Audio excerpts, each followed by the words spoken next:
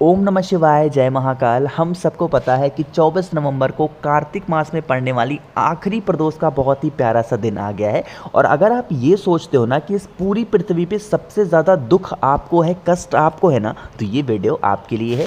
पूज्य गुरु जी की कथा से सुन के बहुत अच्छे से समझाऊंगा। बस आपको गुलाब की 7 पंखुड़ियों को लेना है। माता अशोक सुंदरी का एक छोटा सा उपाय करिएगा, जीवन की जो भी तकलीफें होंगी ना, वो सारी तकलीफें खत्म हो जाएंगी। ठीक है, कैसे करना है वीडियो को पूरा देखिएगा, बीच में छोड़ दोगे तो फिर गलती कर दोगे। ठीक है, चलो समझते हैं। लेकिन उससे पहले समझ लेते हैं कि अगर आप इस उपाय को करते हो तो आपको फ़ायदा क्या होगा। 2 फायदे इसके सबसे बड़े हैं।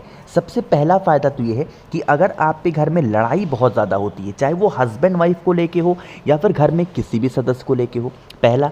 दूसरा, इस उपाय को फ़ायदा ये होगा कि मान लेते हैं कि आपके घर में कोई भी ऐसा सदस्य है जिसकी शादी नहीं हो पा रही है, मन की शादी नहीं हो पा रही है, शादी फिक्स होती है कट जा रही है, या फिर लड़का नहीं पसंद आ रहा, लड़की नहीं पसंद आ रही है, तो इस उपाय को करेंगे। ठीक है, देखो आपको लेना होगा एक गुलाब का फूल, इजीली अवेलेबल है मार्केट में और बहुत सारे जगहों पे लगा भी है। लेकिन हमें गुलाब के फूल नहीं लेने हैं, गुलाब की 7 पंखुड़ियों को निकाल लेना, सिर्फ गिन करके 7 पंखुड़ियों को, इससे ज़्यादा नहीं लेना। कि चले जाना कहाँ पे, महादेव के शिवलिंग के पास में। आप सबको पता है महादेव का पूरा परिवार शिवलिंग पे ही विराजमान है। और महादेव की जो सबसे प्रिय पुत्री हैं, जिनको महादेव बहुत ज़्यादा मानते हैं, वो है माता अशोक सुंदरी। पता है ना आपको। तो आपके पास में जो 7 गुलाब की पंखुड़ियाँ हैं ना, आपके जीवन में अगर कोई इंसान बहुत ज़्यादा परेशान कर रहा है आपको, उसका नाम और गोत्र बोल करके उन 7 पंखुड़ियों को यहाँ पे समर्पित करेंगे। और अगर आपकी शादी नहीं हो रही है तो उस शादी की कामना को लेकर के आपको उन 7 पंखुड़ियों को गुलाब की माता अशोक सुंदरी के स्थान पे समर्पित करनी है। यह उपाय सिर्फ और सिर्फ प्रदोष काल में ही करना है और किसी भी दिन आप नहीं कर सकते। ठीक है ना, प्रदोष काल में करना है, प्रदोष के दिन। 7 पंखुड़ियाँ समर्पित कर दी। उसके बाद फेस रखना उत्तर दिशा 9 डायरेक्शन और 1 लोटा जल महादेव के शिवलिंग के ऊपर समर्पित कर देना, कुंदकेश्वर महादेव के नाम से। कौन से महादेव? कुंदकेश्वर महादेव। जल वगैरह समर्पित करने के बाद झोली फैलाना, महादेव से विनती करना, प्रार्थना करना कि हमारे घर की ये प्रॉब्लम है, हमारे यहाँ ये लोग बहुत लड़ाई करते हैं, गुस्सा करते हैं, क्रोध करते हैं, आप इसे ठीक कर दें। या फिर शादी विवाह का मामला है तो उसकी कामना आप कर सकते हैं। यहाँ पे पूजन करने के बाद में महादेव के सामने एक घी का दिया, कौन सी बत्ती का लगाओगे? गोल बत्ती का लगाना, और फिर चुपचाप आप अपने घर की तरफ चले जाना। यह उपाय सुबह नहीं करना है, शाम के टाइम पे प्रदोष काल में ही किया जाता है। ठीक है, पहले उपाय की बात आपको समझ में आ गई है, जो कि हमें गुलाब की पंखुड़ियों से करना था, है ना। चलो आगे बढ़ते हैं इस वीडियो में। अब हम लोग अपने दूसरे उपाय की तरफ। यह उपाय भी हमें सभी प्रदोष के दिन ज़रूर करना चाहिए। ठीक है, यहाँ पे प्रदोष पे भी कर सकते हैं और पूर्णिमा के दिन भी इस उपाय को कर सकते हो। ठीक है, समझते हैं। लेकिन उससे पहले समझो कि अगर इस उपाय को आप करोगे तो फ़ायदे क्या होंगे। आज के टाइम पे हर इंसान सोचता है कि हमारे घर में पैसे भले ही कम हो बट बीमारी ना आए, सोचते हो ना आप भी। तो आपको बीमारी के लिए इस उपाय को करना होगा। आपको यहाँ पे दिख रहा होगा चावल के दाने, तो 7 चावल के दाने खड़े खड़े लेना, जो खंडित ना हो, टूटे हुए ना हो। ठीक, अब यहाँ पे ऑप्शन है। अगर मान लेते हैं कि आपको चावल का दाना नहीं लेना है तो आप चाहें तो 7 जो हरी वाली दूर्वा नहीं होती है, उन 7 हरी दूर्वा को लेना। ठीक है, दोनों में से कुछ भी एक ही लेना, दोनों नहीं लेने हैं।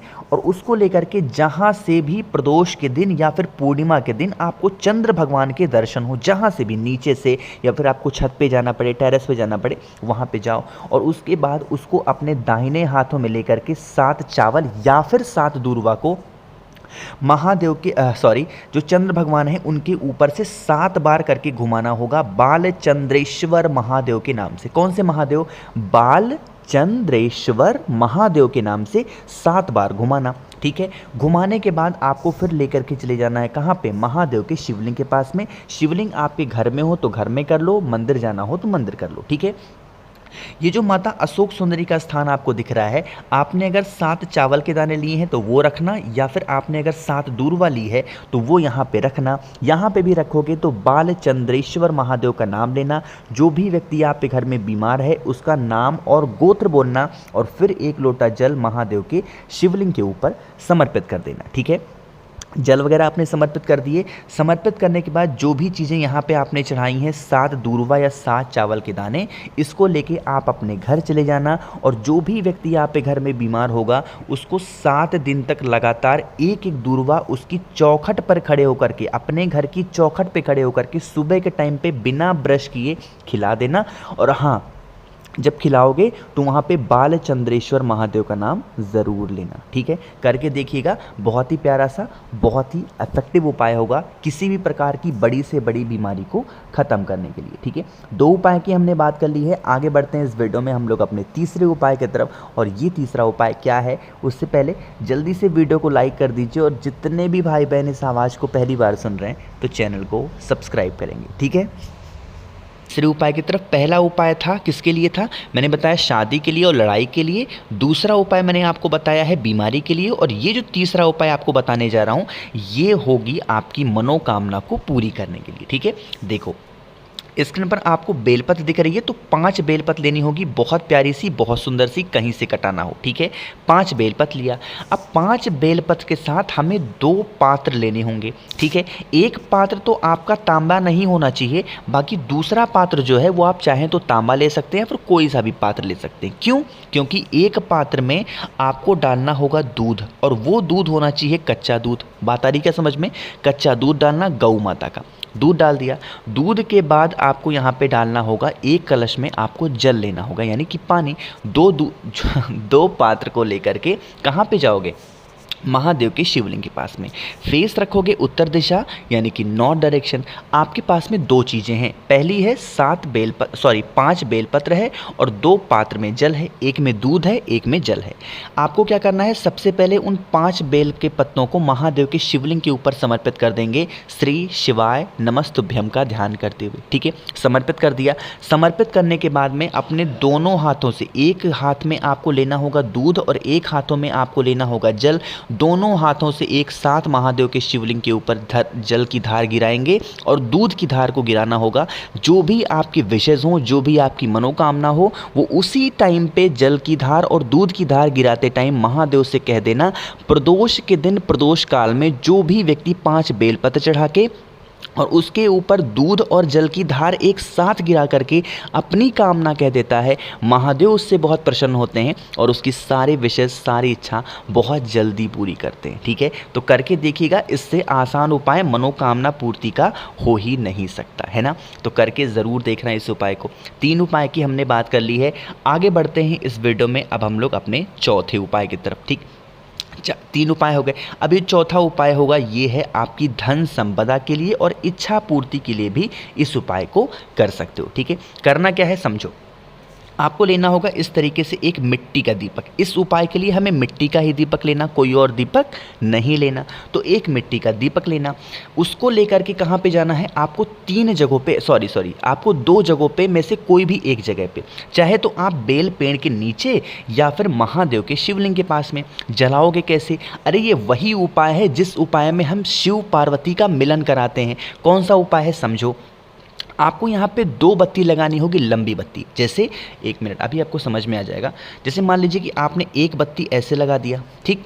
दूसरी बत्ती जब आप लगाओगे तो ऐसा नहीं कि आपको इसी बत्ती में, आपको क्या करना होगा, आगे के साइड उस बत्ती को मिक्स करना और पीछे के साइड आप चाहें तो उसको छुड़ा सकते हो, ठीक है। आपकी इच्छा हो तो एक काम और कर सकते हो, और वो काम है, चाहे तो उन बत्तियों को आपस में मिक्स करके हुए एक बत्ती लगेगी आपकी माता सती के नाम की, और एक बत्ती होनी चाहिए भोले शंकर की नाम की। और इसमें क्या डालोगे? आपको डालना होगा घी, और वो घी किसका होना चाहिए? गौ माता का घी। अच्छे तरीके से पूरे के पूरे आपको इसमें भर देना, ठीक है। और उसके बाद इस दीपक को उठाना। यहाँ पे आपके पास में ऑप्शन होता है, चाहे तो आप बेल पेड़ के नीचे शाम के टाइम पे प्रदोष काल में, या फिर महादेव के शिवलिंग के पास में उसको रखना और शिव पार्वती का मिलन करा देना प्रदोष काल में। कभी भी आप पे घर में धन को लेकर के कोई भी कमी हो ही नहीं सकती है, क्योंकि भोलेनाथ का, महादेव का ये जो आशीर्वाद था माता लक्ष्मी को कि वो हमेशा प्रदोष के दिन प्रदोष काल में बेल पेड़ के नीचे ही निवास करेंगी, और वहाँ पे जाके अगर आपने शिव पार्वती का मिलन करा दिया तो उससे माता लक्ष्मी बहुत प्रसन्न होंगी और आपके घर में हमेशा धन संपदा बनी रहेगी। कभी भी पैसों को लेके कोई भी कमी आपके घर में नहीं होगी, ठीक है। कोशिश की है मैंने आप सभी को बहुत ही अच्छा, बहुत ही प्यार से समझाने की। वीडियो पसंद आई हो तो लाइक करेंगे। अगर आपको मुझसे फ़ोन पे बातें करनी है, मैसेज बातें करनी है, तो आप हमें इंस्टाग्राम या फिर फेसबुक पे फॉलो कर सकते हैं। सर्च करेंगे द नेचुरल प्लैनेट 108, वहाँ पर हम लोग बहुत सारी बातें कर सकते हैं। और जितने भी भाई बहन मेरी इस आवाज़ को पहली बार सुन रहे हैं तो चैनल को सब्सक्राइब करेंगे, ठीक है ना। ओम नमः शिवाय, जय महाकाल।